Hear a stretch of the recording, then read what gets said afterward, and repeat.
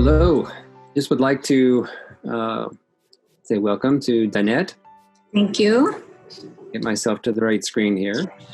First, I'd like to say a little bit about Romania Without Orphans. We are a movement, not so much an organization, but a movement that works to unite non-government organizations, churches, companies, public and private persons, all with a single purpose. And that purpose is that each child should benefit from the love, support, and safety belonging to a family. In order to reach those ends, we promote adoption. We offer training and support, of which you're going to participate in tonight. And we also advocate for legislation that is truly child-centered and is in the best interest of the child. So I'd like to, Danette, I'm going to introduce you conversationally. This is Danette Johnson. And hello, everyone. Joining us from Indiana. Michigan, USA. And you're married to Jeff, and you have 4 adult children. Right. And you worked alongside of Jeff in international relief work in Zambia, I want to say. Is that correct? That's right. Yep, that's right. Zambia. So, yeah. Those were were those your earliest interactions with relief work and the needs of children and orphans? Yes. Yeah. So a lot of our work began in Africa. Yes. And I know from talking with you that the whole Hope for Grieving Children kind of came out of your father, Richard Madison. Uh-huh.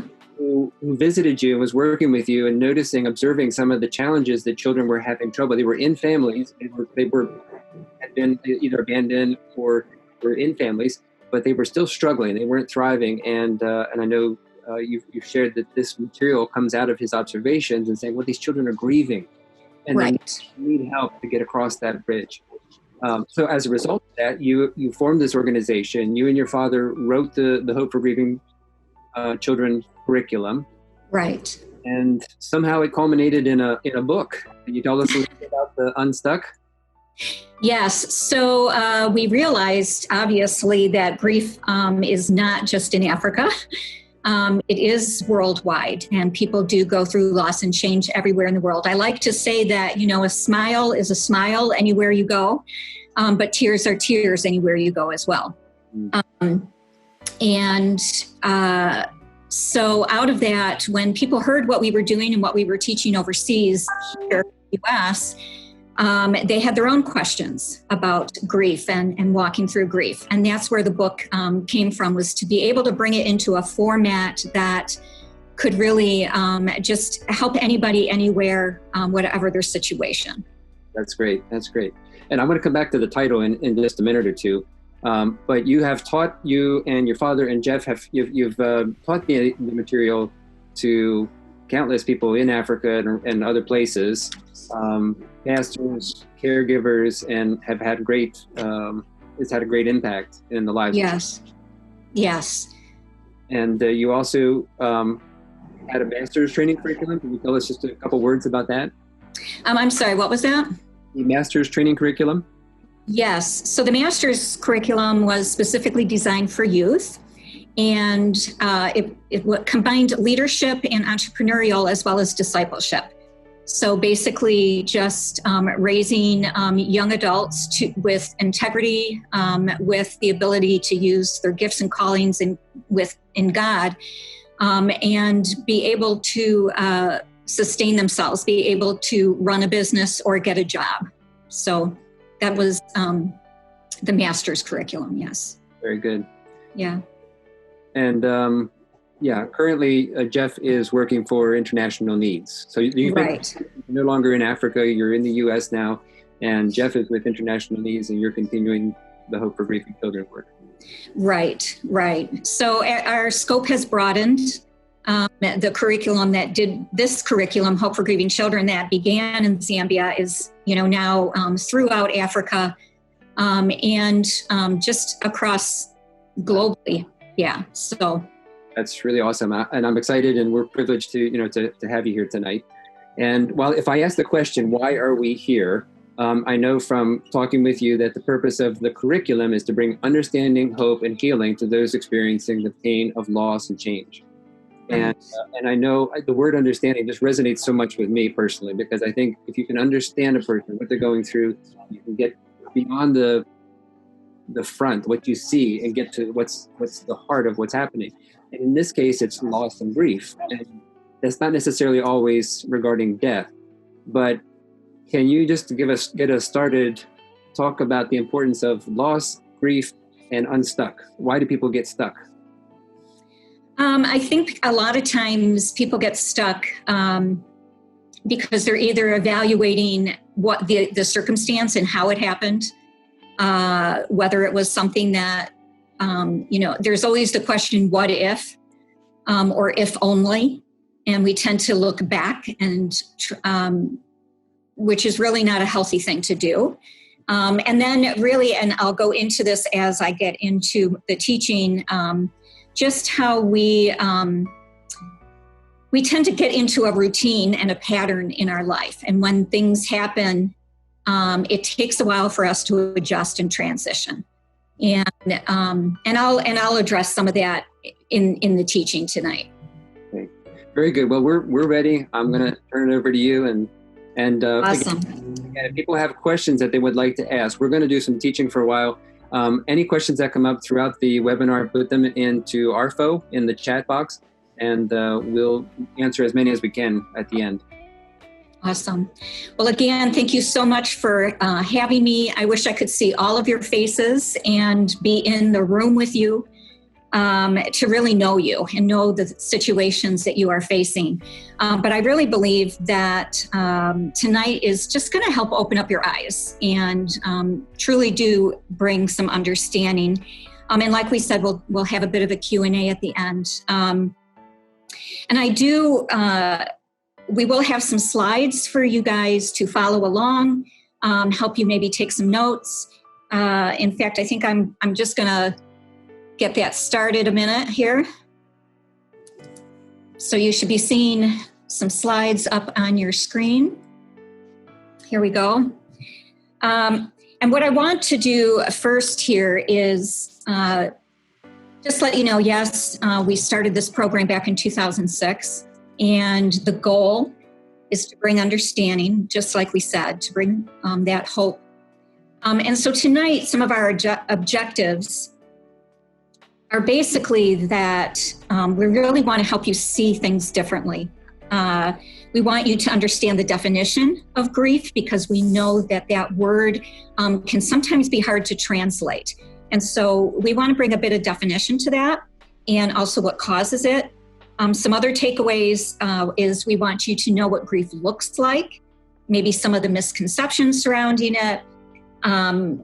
We'll get into a little bit of the science behind it, and just hopefully some practical ideas for you, and just for all of us who are working with children, and just anyone who's going through grief. So that's our objective tonight. And I want to start with a scripture, because I want to lay this foundation for you. And so just think of the next half hour, 45 minutes. Look at it as if we're building something, because we're really it's a brick upon brick approach. And so I'm just going to be adding to the things that I say to help develop this picture. And we won't be able to go super in depth on every piece of it, but I think we'll be able to lay a really good solid foundation for you. So I'm going to start with Matthew 9, and that's verse 36. And I am reading it from the Amplified Version. When Jesus, saw the crowds, he was moved with compassion and pity for them, because they were dispirited and distressed like sheep without a shepherd. These two words, dispirited and distressed, is explaining what Jesus was observing in the people around him, and it moved him to compassion.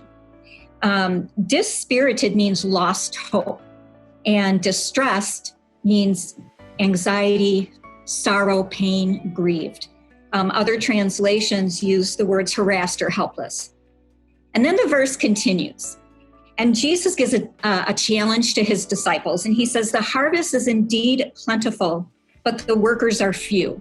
So pray to the Lord of the harvest to send out workers into his harvest. And a lot of times that verse is used in regards to evangelism. But I believe Jesus was also saying that we just need people taking care of people.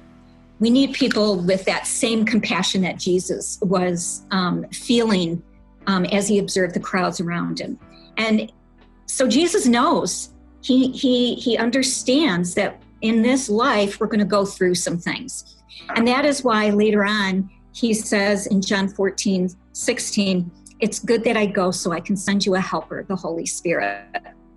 So it's really important that we, whether you're a caregiver, a foster parent, an adoptive parent, social worker, maybe you're running a ministry for orphans, whatever your role is, to understand this issue of grief so that we can be effective in caring for the orphan and the hurting individual. Because without understanding what grief is and what these children and others are experiencing emotionally, we can sometimes say and do things that can actually add to their hurt and add to their pain. And so we want to avoid that, obviously. We want to build people up. We want to see them move on.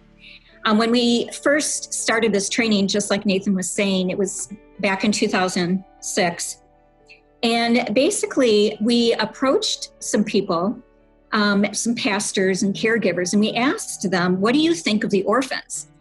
And we were really surprised at their response, because they said, well, these children are difficult, they are dull, stupid, lazy.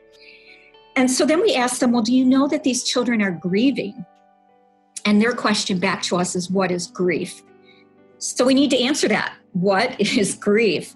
And when we answer that question, I think then we'll have the ability to look beyond, like Nathan was saying, the outward appearance, and be able to look beyond and see what's going on in the heart. And, we're told in 1 Samuel 16:7 that man looks at the outward appearance, but God looks at the heart.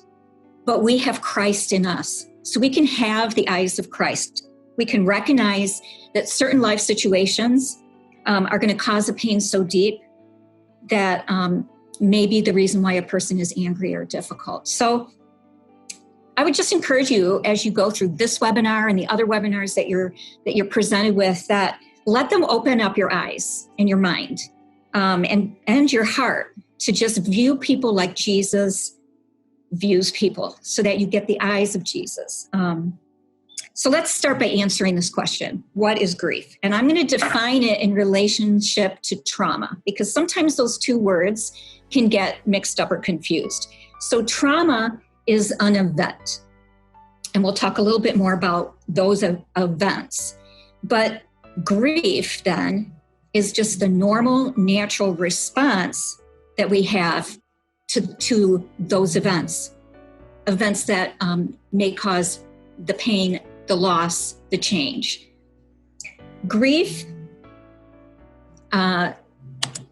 is defined as intense mental anguish, deep remorse, acute sorrow. Those are like big words holding a lot of meaning, but it's painful. And it's more than just feeling sad. It's a deep pain within a person as a result of this loss or change. And so after defining it, we need to know what causes it. So when you look at this list that I have up here on the slide, really, it makes you stop and think, because most of these situations that you see are going to happen sometime in our life journey. And for most orphans, they're experiencing multiple losses at one time, and a lot of times they're facing these losses alone. So let's just read through them. The causes of grief. We've got death, and that can be of parents, brothers, sisters, friends, relatives, neighbors. We can have accidents or illnesses, miscarriages, natural disasters, failed adoptions. Could be life changes like separation, relocation, moving, job loss. It can be just disappointment. Disappointment in a job or a friend, or you're disappointed in God or in your calling. And abuse, whether it's verbal or physical. Divorce, rape, foster care or adoption. And that may surprise some of you, but it can cause a grief symptom or situation. And we'll get into that a bit more. Remember, we're going brick by brick here. So just understand that it's more than just death that causes grief. If you look at the bond that's between brothers and sisters, when children are separated, when brothers and sisters are separated from one another, either by death or divorce, or maybe it's the foster system, it will cause grief because there's a familiarity and there's a comfort that's natural with a family bond that has suddenly been removed. Or just loss of friends, relatives can have a similar response because these are the ones that they provide the feelings of acceptance that we need, the emotional support that we desire. They're the ones that are around when we're in trouble that we run to, or maybe they're the ones who celebrate with us when something special happens. And so the loss of those is a big deal. Abuse in any form leads to grief because it's a loss of someone's dignity, their self-worth, their sense of security and trust. So as you can see, all of these are going to have some type of grief response. And just remember that the orphan has lost not just their family, but they've lost all things familiar: school, family routine, friendships, etc. So that is what the child is facing. But I also want you to just take a step back and look at the people that surround this child now. Because it's important to recognize that things are changing for the people around this child as well. So whether it's a single parent now, a relative who's taken the child in, an adoptive parent, they're going to all be experiencing some things here too. And even the biological family that this orphan is coming into, they're going to be facing changes and losses as well. So again, familiar routines are going to be disrupted. Interactions are going to change in a single parent home or in the home of a new family. And this will result in some grief response. And we'll talk a little bit about what the responses look like in a minute. But there's changes happening all the way around. And so being aware of that, you know what, we're going to have a transition period. We're going to need to give each other grace, and we're going to need to give each other time to adjust to the new routine, the new that's being presented in our lives. And it can sound overwhelming, huh? When you look at, oh, wow, you know, it's affecting all these people. It's affecting these things. But, you know, it's not a hopeless situation. If we understand that people are going to have a response and there will be an adjustment, but we do get through it. And again, we'll talk about that in just a moment. So we've looked at the definition of grief, and sure. I threw just a couple of Romanian terms out there because I know in having done this, having used some of your material before, there was this question of definition. So we have the word jeliri in Romanian, which is to be, which is kind of, to me, what I understand of that word is kind of like the emotions around the loss of someone. The initial response, the emotive response when you feel that you're sad, you're crying, but it doesn't necessarily, it's more around the event and not necessarily in the assimilation process. And I guess what I'm saying here is that the grief is really the assimilation process that starts with the event and then is the suffering of trying to figure that out and figure out why is my world, how does it change, how is it impacting me, and that's a journey to navigate.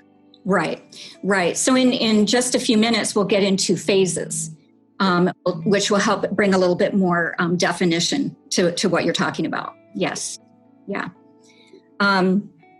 So what I would like to do right now is let's see what grief actually looks like, okay?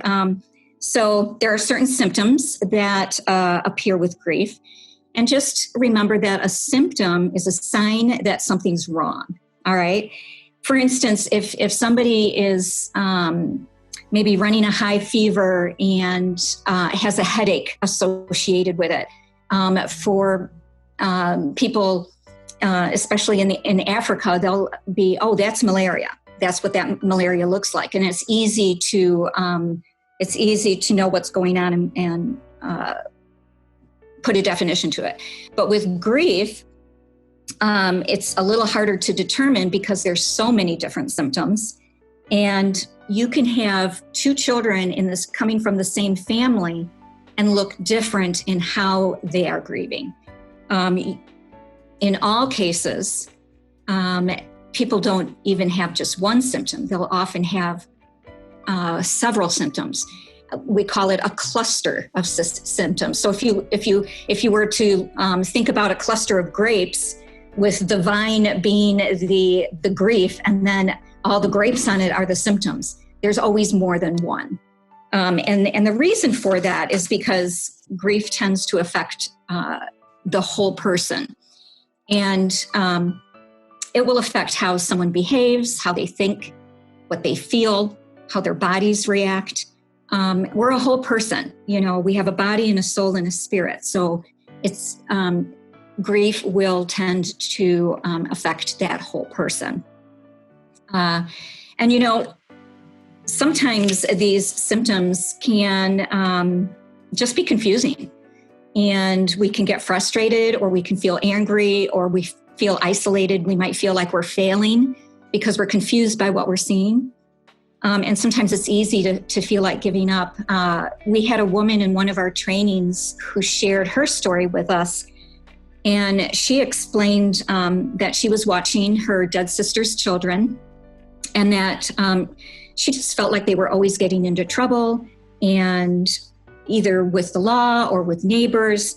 And she finally went to her pastor and said, I don't know what to do with these children. I don't think I'm meant to care for them. I feel like I'm failing.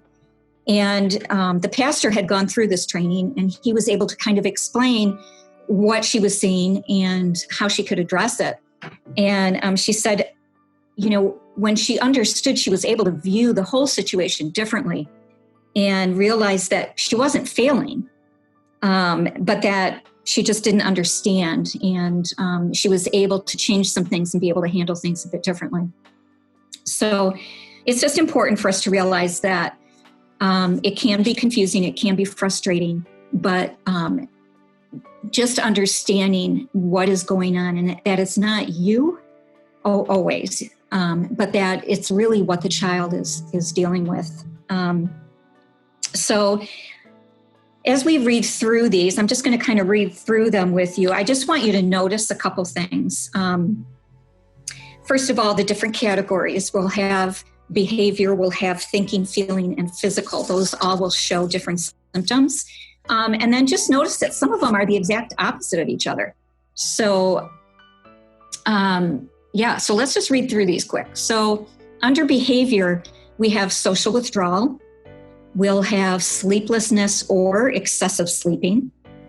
We'll have loss of appetite or overeating. We'll have bedwetting, absent-mindedness, excessive clinging, hugging, or touching.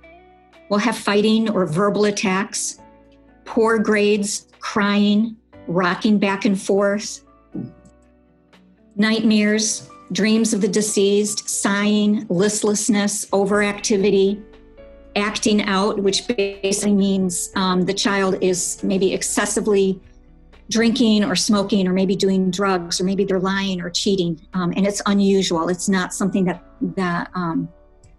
they would have done.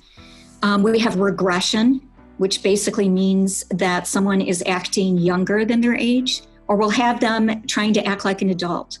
There's disorganization, head banging, cutting, temper tantrums, running away, extreme quiet, panic, and those are all the symptoms just under behavior. If we move along into thinking, you'll see these symptoms: the inability to concentrate, the preoccupation with death, difficulty making decisions, a low self-image, confusion, disbelief that someone died, daydreaming, hypochondria. So those would be the thinking, just a real preoccupation of being in their head and wondering, thinking. And sometimes you'll find that the children are withdrawn because they're thinking so much that they're not interacting with you. Let's just look at the feeling, how grief affects feeling. We have shock and numbness. So basically, shock and numbness here means no feelings, like they show no emotion at all, which can sometimes be misinterpreted with us thinking, oh, they're doing fine, or they didn't really love the person anyway, and when in fact their system is just in shock. We'll have anger, rage, depression, suicidal thoughts or actions, guilt, which is basically feeling bad for what they did or didn't do, what they think they should have done, or shame, which is where they feel bad about who they are. In other words, my parents died because I was unlovable. Moving on to mood swings, denial, anxiety, relief, helplessness. Relief is a funny one. I just want to mention that one a minute too, because why would somebody feel relief as a form of grief? And really, it's a sense of that person isn't suffering anymore. So a response to that death may be a relief. I don't have to take care of them anymore. Again, we'll talk through these things because a lot of these symptoms may be immediate. That might be an immediate response, but it's not necessarily one that will continue. They'll move on to a different phase. Some more feelings would be fear, loneliness, hysteria, or feeling unreal. And then we'll look at the physical health and run through those quick a minute. We have headaches, fatigue, shortness of breath, stomach aches, increased illness, nervous twitches, heaviness of the body, tightness in the throat, pounding heart, empty feeling in the body, numbness, in other words, they can't feel hot or cold, or they'll have hot or cold flashes, dizziness, tightness in the chest. These are a lot of symptoms, and they're all normal. It's very important to help a child who's grieving or anyone who's grieving to recognize that these symptoms are normal. So if a child is like, I don't know why I can't cry, they need to know that it's all right. You're in shock, you're in numbness. That feeling will pass. Or maybe the child feels this tightness in their throat and it scares them. Why do I feel like I can't swallow? And if some of you may have been there before, you know that sometimes when you feel like you need to cry and you can't, there's that tightness in your throat.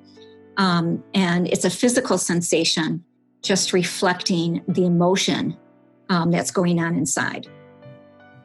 So it's good to know that grief accomplishes a purpose. It leads us to a place of healing and well-being. The initial heaviness of grief and all of these symptoms we will move through, though we may feel sad in the years ahead. Certain events might remind us of certain things that will cause us to feel sad again, but the initial heaviness will be lifted and we'll be able to move on. So I just want to say another thing about symptoms. Sometimes a symptom may be a sign of something else going on. It may not be grief. So an example of that would be maybe a headache, for instance. Sometimes a headache is because a child has poor eyesight and maybe they need to get glasses. Or it's the stress of wondering what's going to happen in my life now that my parents are gone. So if it's extreme trauma or abuse has occurred, there may be need for additional counsel or prayer or just a doctor's opinion, all right? But what I want you to see is that these are and can be symptoms of grief. So it's always good if you know that the children that you are caring for, the individual that you are with, if you know that they've just had a loss or they've just been through a difficult situation, and they're having these symptoms, then more than likely they're being caused by grief. So I had mentioned at the beginning of this webinar that grief is a journey. And so what I want you to see is that we have something that we call the 5 phases of grief. And really, psychologists, after observing individuals for many years, agreed that there's a process that people go through. And they categorized it, as you can see here, as 5 phases. And phase 1 would be the immediate reaction to the death of a loved one, which is typically seen in the symptoms of shock and numbness. Though there's some other symptoms that can go with that one. Then we have phase 2, which is yearning and searching. And this is where there is the realization that that person is not coming back. And oftentimes someone in that phase will actually start looking for that person who's gone. They'll start thinking that maybe they see him in the store or something like that. But there's this sense that that person's gone and they're not coming back. And there's a real sadness that sets in. Phase 3 is anger and other intense feelings. This one can be one of the harder symptoms for caregivers and adoptive parents or foster parents to witness, because it can be scary at times and it can be harsh. But the one thing I guess I would point out in this phase is that the child may be showing their anger at you, but it's because they trust you, and it's because they feel like, here's someone I can just be totally not my usual self, and they're still going to stand by me. They're still going to be with me in spite of that. And then let's look at phase 4, which is depression with feelings of despair and hopelessness. And this is often the phase where you see people considering suicide. And so it's one that we want to be particularly aware of. And then phase 5 is moving on. Yay! That's the one that we really want to get people to. Moving on, accepting, and reorganizing.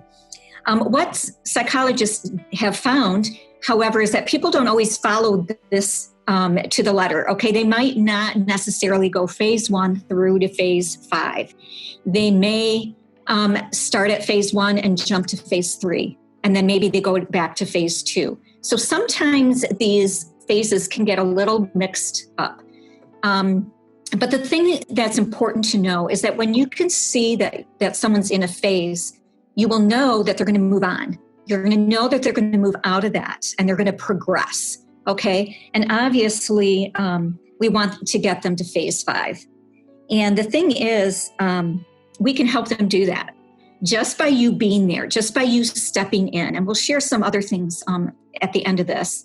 But just by you being there is going to make a difference. We help that process, one, by understanding there's a process. So just keep that in mind, being there to help them process as they go through it, and then just building trust and expressing love. What I would like to do right now, that we've looked at the definition, we've looked at what causes, we've looked at what grief looks like, and we've looked at a bit of the journey. I'd like to just quickly go through just a few misconceptions that we might have, just that we've picked up in the culture around us, in society, whatever the case may be. So I'm just going to look at a few. And typically when we do this, we do it in the form of a quiz. So you guys are getting off easy tonight. It's a true and false quiz, and we usually take it, and we have a time limit, and we grade each other's papers to see how we've done. So I guess all of you get an A+ tonight. Well done. But let's just look at a few of these things. So here's one of them. Children don't understand death, therefore they don't grieve. And the answer to that one is false. Really, it's true that mentally they may not fully understand death and loss, but they know that something's happened. They know that a change has taken place. They know that the person they loved is missing or gone. And they'll tend to express their grief by how they act rather than by what they say. And though they may not talk about it because they have a hard time putting it into words, we as adults can understand what might be going through their mind just by asking the question, how would I feel if this happened to me? Or what would I be thinking about if this happened to me? So because we as adults have experienced and witnessed a lot in life, we really can put ourselves in a place of understanding. And I think now, even that you've seen so many, now that you've seen the symptoms, like you've seen what grief looks like, I think it will help you also to acknowledge that different people grieve differently. So whereas I might have gotten really angry, this child is withdrawing, but they're still grieving. And then just also observe, even though a child may not totally understand it or be able to put it into words, just by watching how they act, watching how they play, what they're drawing, can help you know where they're at, what's going on in their minds, in other words. All right, so here's another question for you. Grief is a natural reaction that everyone experiences. It doesn't matter how strong we are. And this is true. Everyone experiences grief, and there's no way to avoid it. It's just our natural response. People will differ in how they grieve, but everyone grieves, and it's normal. Everyone will experience grief, but people respond, how they respond can be affected by how physically healthy you are, your emotional maturity, and even what you believe about death. So if someone is strong physically and emotionally, they may still grieve, but they're better able to process what is happening. Also, when someone has a true understanding about death, there's less to be fearful about. And when there's a healthy relationship with the Lord, there's just a comfort in knowing that the Lord is always there, that He's going to walk them through it, and that He still has a purpose for their lives. Let's quickly do a couple more here. Infants and toddlers are too young to grieve. That's false. Infants do have a special bond immediately with their mother. They're aware of her voice, her emotions, her smell, and so they'll know when she's gone. And they will experience physical pain from abuse or emotional pain from neglect. They may not know, they can't talk, but they can feel. Let's jump to another one. Children are adaptable, so they soon get over grief. At most, it takes 2 years. This is false. There's really not an exact time frame for grief to end.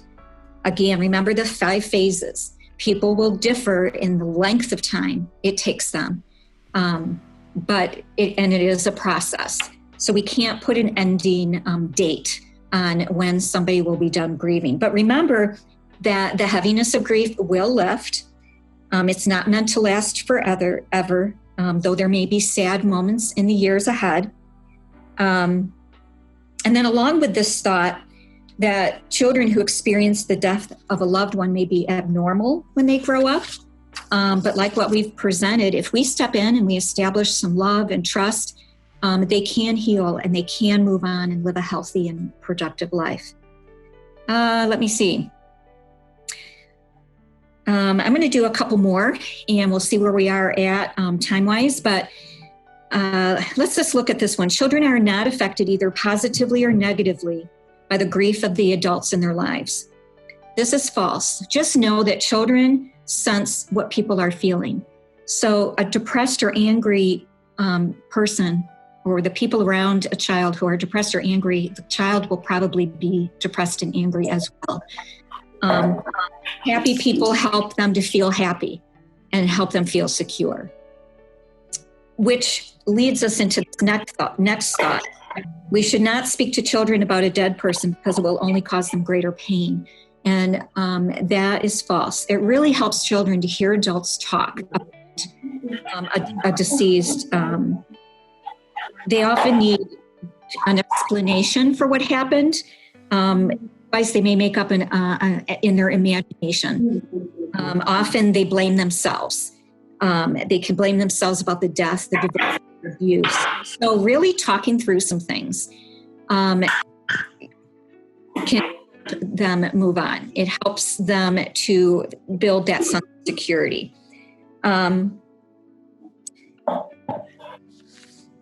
let's move on. One of the scenarios that we have often noticed is that children tend to they're observing the adults around them. And I just want to encourage you that, like we talked about in the family unit, as this child might be coming in, that you may be adjusting as well. And let's say that you respond angrily, just because of the own things that you are dealing with inside yourself. There's grief going on inside yourself, that you don't get frustrated with yourself. You don't feel like a failure, but it's just simply sitting down then and explaining, you know what, I'm sorry, forgive me, this is why. Let's just pray together. Acknowledge that, you know what, you have feelings too. Let's work this out. Let's talk about it together. Another scenario that we often see is that children who were adopted as infants may never be told that they've been adopted. And they assume the people who adopted them are their biological parents. While it may seem it's better to go that route and not share the information, you may be afraid that the child will get upset and they seem happy right now. Life seems to be good. We just caution because truth somehow always does come out. And it can really be hurtful later on. We had a story in one of our trainings where a man named Joseph relayed this story to us. He said, one guardian told me that she never told the orphan in her care about her parents and that they died. So the girl thought that the caregivers were her real parents. Well, one day when she was about 10 years old, she was out playing with some friends, and they said to her, well, this is why you don't have your parents, because they died some time back when you were a baby. Well, this young girl was so shocked. She said nothing to her caregivers, but it began to show up in some of those symptoms that we just looked at, where she wasn't eating, she was withdrawn, she would cry all the time, and finally the caregivers were, they were like, well, what's going on? And they sat her down and they asked her, and it took a little while, but she finally opened up that that's what her friends had said. And this family had to kind of backtrack and explain the situation. They had to explain why they didn't say anything. And Joseph just looked around the room and he said, the truth always comes out. It's very important to tell the child the truth right away so that they can live a normal life. We don't need to be afraid to tell children the truth. They may start to cry, they may grieve in the moment, but your honesty will help build trust in them. And it can begin right there. Often when you wait to share the information, it can complicate things in the future. It can cause trust to be destroyed. It can cause anger to ensue. It can cause families to fall apart. So when you address things early on, that's when you can build that trust. Good conversations can be had. New memories can be made. And that will just help things move on much more quickly. So we are at almost 50 minutes into this time together. Nathan, would you like me to just continue? I can go over maybe just some things in regards to being effective, if you would like, or would you like to address some questions and answers? Well, I think for my part, I would like you to go ahead and continue, even if it takes us a little beyond the hour mark. If people need to leave, that's fine. We respect that. We're not. There was a problem with the Facebook Live, so that's not broadcasting. And we're recording this, so we'll make that available to anyone who needs to leave right at 9:00. But I just know that the information that you have to share is so vital, and it's not rocket science. It's something that is so important to children, and it's within each of us to do it. So I'd love. Right. Just go ahead and keep going, and whoever's able to stay. If people have questions, we're going to share your email in the pop-up, and we're going to send all the people that registered an email, and they can contact you with questions they've had until now if they are not able to stay. Okay, great. All right, well, I'm happy to continue. This is very near and dear to my heart, and I know that it's just super helpful for all of you who are working with those who are grieving. So I'm going to continue, and I'm going to throw in one more for you and see if what you think of this one. This says, children can avoid grief after the death of a loved one if they are kept busy and distracted. What do you think, true or false? Well, I'll let you know, it's false. This assumes that children should be so busy that they don't notice anything has changed. And, play and activity are helpful, but there is always a moment where the world stops. And typically it's at night. And one must face the reality that that things have changed. And it's at that moment that the pain is very real. And so it's important to recognize that there will be moments where it's very real and you can't fill that moment with something else. It is an opportunity to speak to the child, to maybe hold the child if they're crying, and just bring your love and support to them in that moment. All right, so we've looked at so much about grief right now. We've touched the surface, we've laid a foundation. And what I'd like to do in this next session is just talk a little bit about the science behind grief, because I think it will help you understand when you're with an individual and sometimes you're just like, why can't this person just move on? Why is this taking so long? And let me just say that the intensity of grief may vary. There are things, and that's why they came up with the term trauma, because trauma would be experiences that cause tremendous grief, that it affects so very deeply. But what I wanted to point out is that there's multiple other situations that still cause grief, maybe not to the depth of trauma, but still cause grief, still cause that hurt and pain and that need to process and work through. So I want to look a bit at the science. And then this slide that you see, it says that the brain maps life. Well, what do we mean by that? Basically, it's important for us to know that the brain sets up a pattern, and what it's doing is setting neurons and filaments and all those big words in your brain, and it's putting them into a certain order. And we pattern how we live. We make a pattern on how we respond to things, how we act, how we cope. All of this happens over time. We learn who we feel secure with. We learn who we feel loved by, what gives us happiness, what gives us fulfillment. It all gets, imprinted in our brain.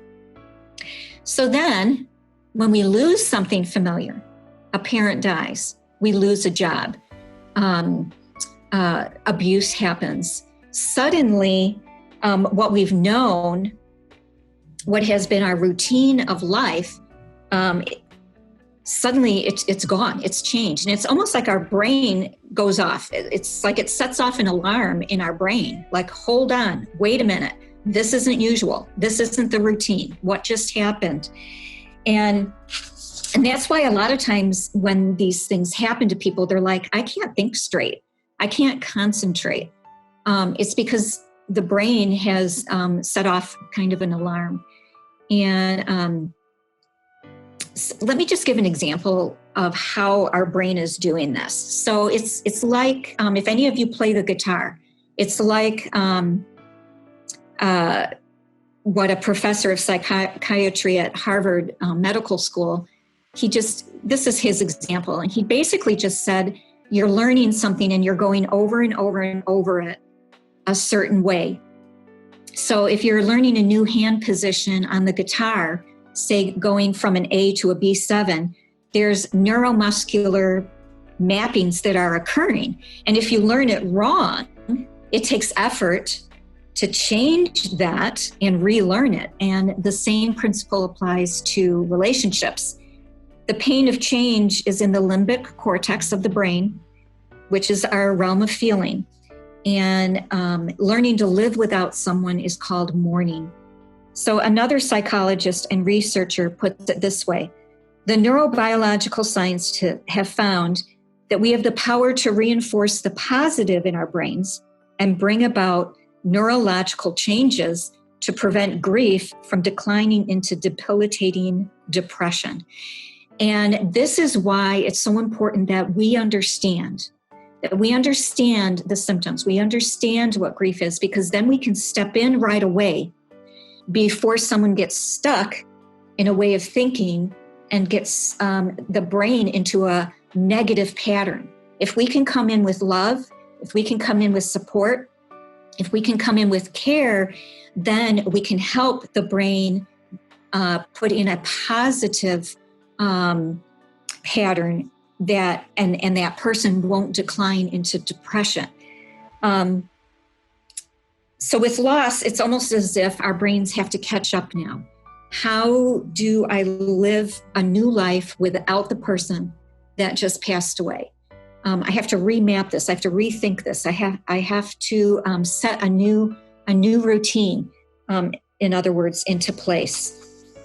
And the reason we talk about, let me just share a little story. A woman shared with me about a friend of hers who lost her son in a swimming accident. And this woman was observing this mother, how she went through it. And she said it was an important lesson to watch this mother grieve. She said she was a praying woman, a lover of Jesus. And I watched as she grieved the death of her son and how she would cry every day for months. And then it moved to every other day. And then in the midst of it all, she still loved others. She still held on to the Lord. She still praised him. And it was powerful because you could see how, even though the grief was powerful and the loss was powerful, it could still coexist with hope in the Lord. And it helped this woman be able to process things and move on more quickly.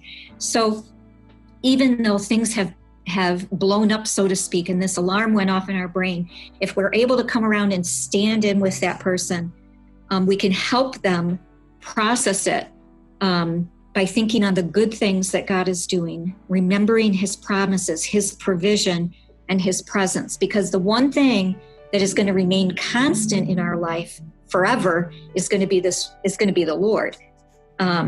So one other doctor put it this way: by thinking on the good things, by turning our thoughts ahead, we're redesigning the landscape of our brain, and we're helping us learn how to move on. And so it's just helpful that we have a bit of understanding why it's good to understand grief, why it's good that we know what it looks like, and why it's helpful when we step in right away. So let's just look at some things that you can do to be effective. Let's look at some things that you can do that will just help this process along, will help this person move along. And the first one is going to be understanding. Just like we have said all the way through this webinar, know what grief is, know what it looks like, and even what the symptoms are, know how to explain it, know how to explain death and heaven and hope.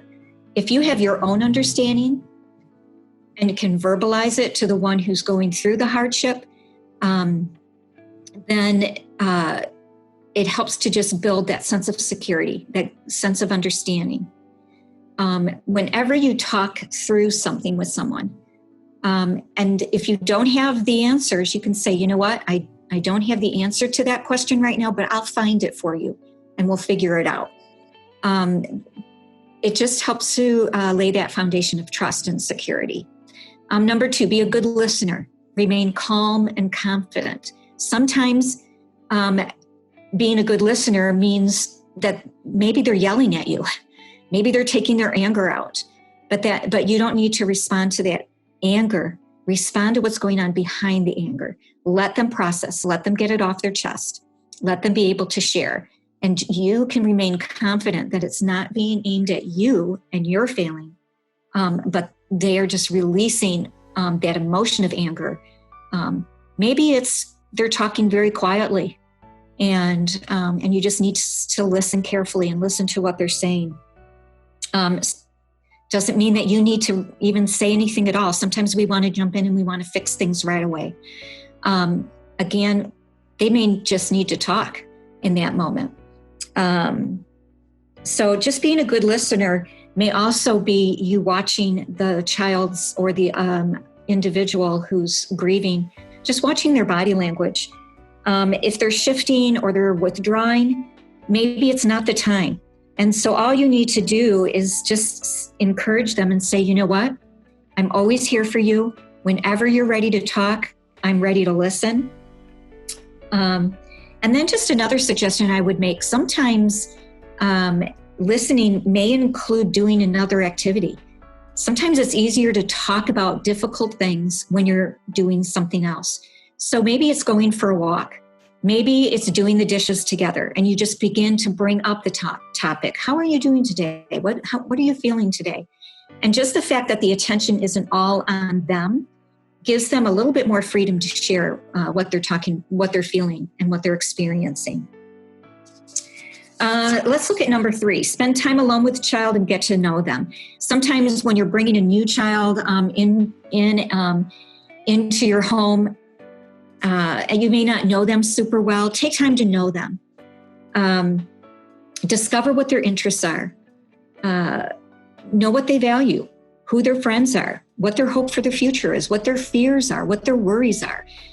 Do things with the child that they may enjoy. Include them in family outings, household activities, games. Even if they say, you know what, I don't feel like joining in right now, that's okay. Just keep inviting them, keep encouraging them to participate. Then number 4, help the child develop a sense of meaning and purpose in life. Pay attention to what they're good at. Pay attention to what their gifts and talents are. Look for opportunities to encourage them in those things. Look for opportunities for you to learn about those activities so that you can do them together. And show the child how it can be used for the future, how they can develop their gifts and talents more. And it will help them to focus ahead rather than behind. And it will help them just to be able to move on. And the other piece of it is share your own feelings and experiences and how you've overcome and how you've moved on. Super helpful. And then I think it's good that we remember that children need to grieve. It's normal. And we need to allow them the time to process through things.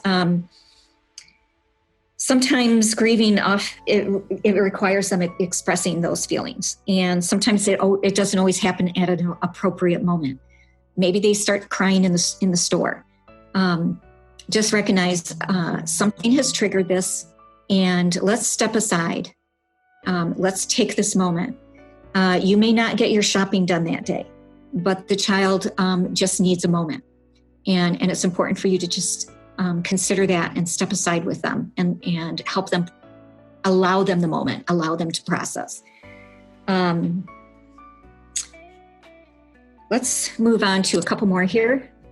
Remember that the child needs friends, even while you want to limit some of the negative influences. I'm just going to tell you a simple story along with this. It was just something very simple that a caregiver did.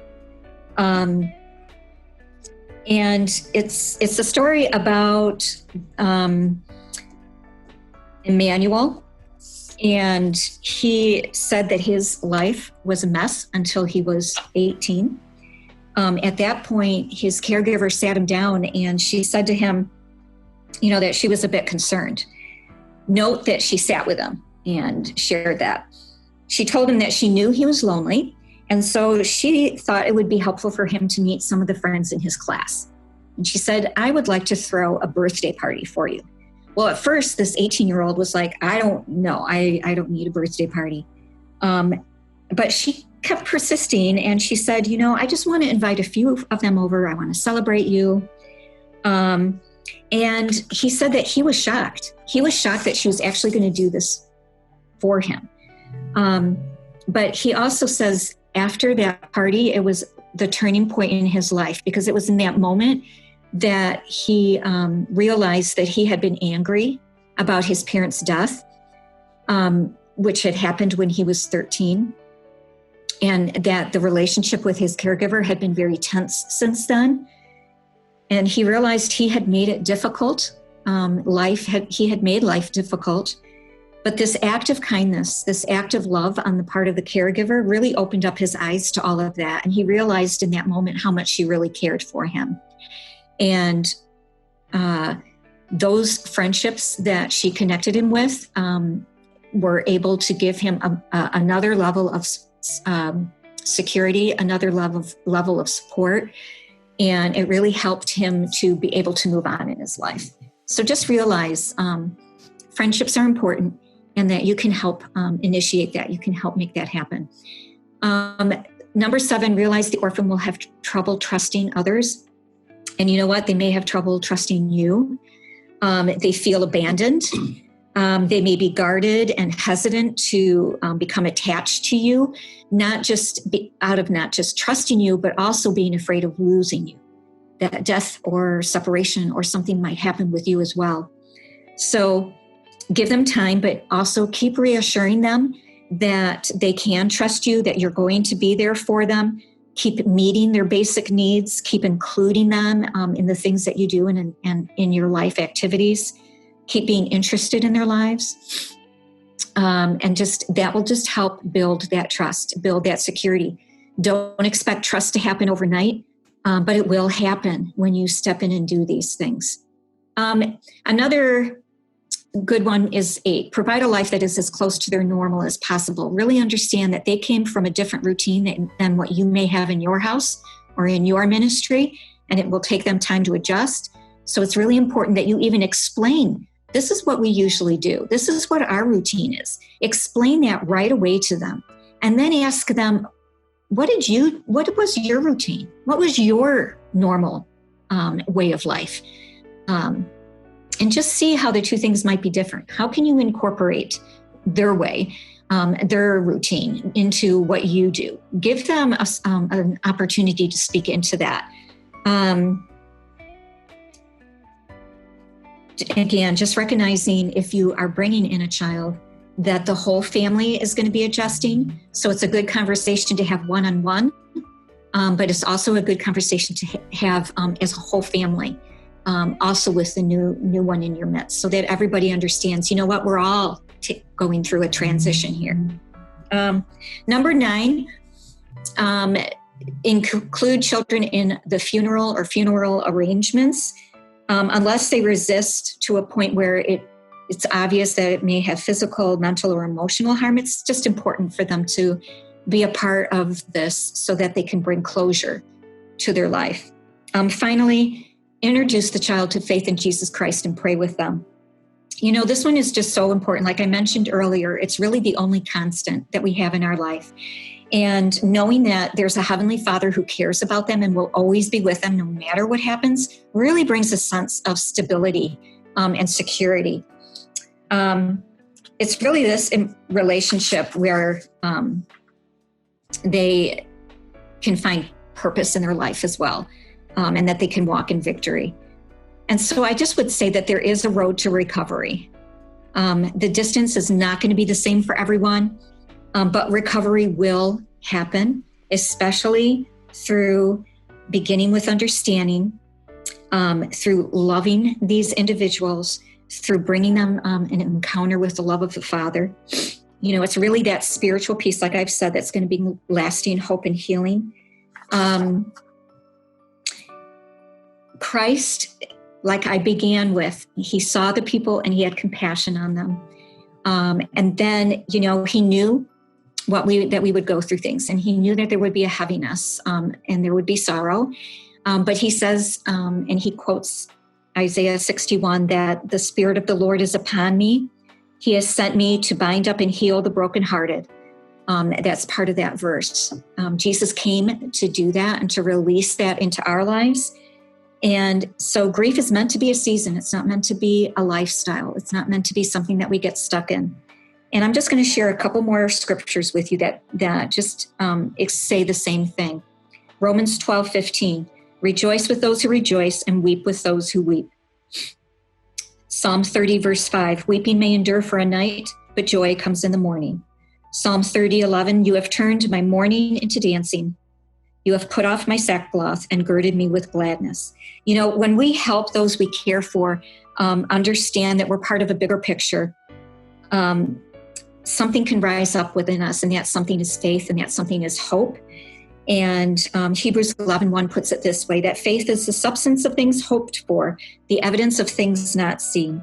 And we can hope in that there's still purpose, there's still something, a work that we're meant to do, and that there's one who just believes in us and continues with us through the seasons of our lives. So I would conclude just with that, and just hand it over to you, Nathan, if there's any questions that you want to be answered at this time. But I'll let you take it from here. And I will just put up our contact information quick a minute so that people have that handy. Yeah, thank you, Danette. And I just want to echo. Sometimes when we were doing the trauma training that we have, we encourage people to leave a margin in their lives, and that involves both husband and wife, teachers, grandparents, people around that are day to day around the family, to know that at any given moment you might have to stop and accord extra attention, time and attention to the child and their care, because grieving isn't something that you schedule for months. Right. During all the hours, something triggers it, and it's kind of got a life of its own. It comes when it wants to come. It could be triggered. It could be connected to a trauma or memory, and it could be something external, internal. And it's just really essential. I mean, I think we can. Is it true that we can, help children more quickly get through these phases when we accord that time up front? Oh yes, definitely. Yep, stepping in right away, being purposeful like that is definitely will help them move on faster and begin to make new memories, begin to form a new routine, and see purpose, And I think also, just to kind of affirm that, building, when we're able to respond compassionately, that builds trust. A child feels like, okay, even if we're in the middle of a store or in the middle of church or something, and the parent says, okay, honey, we can't talk about that right this minute, but it looks like you're really feeling sad. How about we go outside in a few minutes and talk about it? Whatever it is that needs to happen. But giving that attention is an affirmation of the child's, what they're feeling. Exactly, yes. If the child, okay, I can trust this adult because they care about what I feel. Yeah, for sure. Very good, yes. Really, really, really critical. Okay, well, I don't think that there are any questions as of yet. If there are, I'll encourage people to write them quickly. And we can follow up. In the meantime, I would like to do a screen share because I'd like to show them where they can get your book and to see your website, things like that. Okay, great. You could stop the share there, and I'll jump in and give a little peek at your website. All right. So this is your website, hopefulgrievingchildren.org. And I had it open. Oh, there it is. Yeah. And there is a full course that can be purchased there online. Did you want to say something about that? Yes. If you go back down to, you can see there's a button that you can click that says resources. And the book can be purchased via the U.S. or internationally. If you want to purchase the digital, the video series, the workbooks, etc. The curriculum has a number of videos, has some materials also that go with it, and people are able to also train the information. Is that correct? Right. So we encourage that you've had some sort of introduction, which you've had today. And then if you would like to do a training for maybe your own organization, we would ask that you view the videos, and there is a Train the Trainer manual, which has all the lectures, all the activities, all the handouts, and you can train your people in this and just keep spreading that understanding. Mm-hmm. That's great. Okay.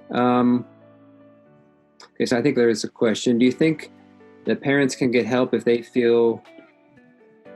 find it hard to handle the grieving kid? What does a parent do when they're having trouble with children who are grieving? What does a parent do? I think the same things when I was saying caregiver, it would be the same thing as a parent.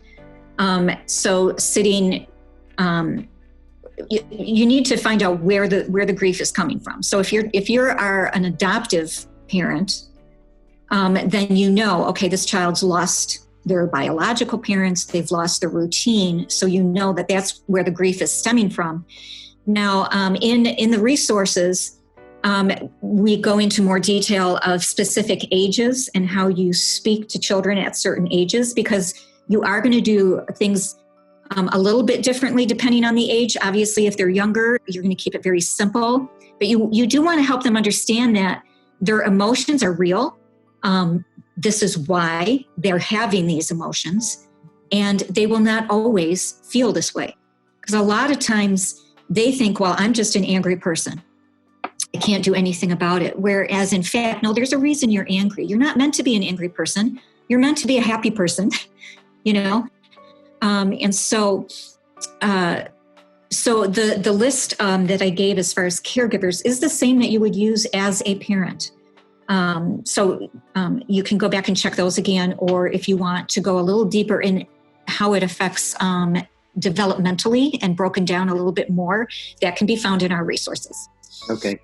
And I think the question might have been directed toward the parent. How does if the parent is having trouble helping the child through, then I think the parent needs to find someone who understands. And in my experience, not just everyone understands grief. Sure. So is the parent grieving also, or are they just needing help with the child? So the way the question was phrased, it seems like the parent is just helping a child or struggling to help a child. Right. They don't know what to do. Yeah. You know, I think counseling is always a good resource. Always good. Around the world, if that's not available. Right. And that's why I'm saying, like, even in the book that I have, and in the curriculum, it really breaks it down. This is how you explain to a child at what age. This is how you would explain it. Don't underestimate loving. Don't underestimate sitting with that child and just interacting, doing games, reading to a child, sitting with the child, watching a movie with the child. Don't underestimate those times. What's happening is you're building security. You're building, so it may seem super simplistic, but it's having a real solid effect on that child. And just letting them cry. Mm-hmm. Tell the child not to cry. You know, let them get the emotion out. We also give some more detail on what to do for specific symptoms. If you're looking at a child who's grieving and they tend to be very angry, and maybe they're hitting or they're biting or whatever, it's, again, when that child is calm, is a good time to say, you know, being angry, this is why you are, but it's not helpful the way you are expressing it. Let me show you a way to express your anger to get the energy out, but that won't cause you to lose friends or whatever. And so then, you know, we give suggestions like, you know, go out and play soccer, go out, or maybe it's football there, I don't know. But, you know, if you need to punch a pillow to get that anger out, punch the pillow. You know, those are more healthy, helpful ways so that you don't suffer negative consequences. Yeah. Those are some suggestions, yeah. Yeah, that's really good. And again, I think just allowing children or anyone just to let their what they're feeling be manifested. Sometimes we as caregivers, we might protect ourselves because we're afraid of what might come, afraid of the unknown. Right. And because of that, we may say, I don't know how to handle that, so keep it inside. But letting it come out, well, let's figure this out together. You know, right. Have all the answers. Right. You know, and it really builds a sense of camaraderie. It builds a sense of security. You know, you're right. You don't have to have all the answers, but you can say, you know what, I'm going to find an answer that will be helpful. Or let's find the answer together if the child's old enough, you know, where they can talk in that way. But it does. It shows that you care, that you're willing to listen, that you're willing to walk through it, you're willing to come to a resolution. Yeah. Very good. Well, I don't know that there are any more questions. So I think you did a great job in giving us an overview. And of course, we have your information and we'll be sending it out to people who participated. Those who maybe didn't register but came in via the link when Facebook didn't work, we sent out some of the links as far as we could. They can email me at nathan@commission.org or contact us at Remaining Without Orphans, and we'll make sure to get your contact information to them so they can follow up with you, ask questions, check on resources, or whatever. Sure, that would be great. So, Danette, thank you for your time and your piece with us. Thank you. You and your father really worked a lot in that. We're so grateful to benefit from all that you put into that. Yeah. Well, it was a pleasure. I wish I could have seen everyone's faces and heard your stories, but I will definitely be praying for you all, and please feel free to reach out in any way. We'd love to hear from you.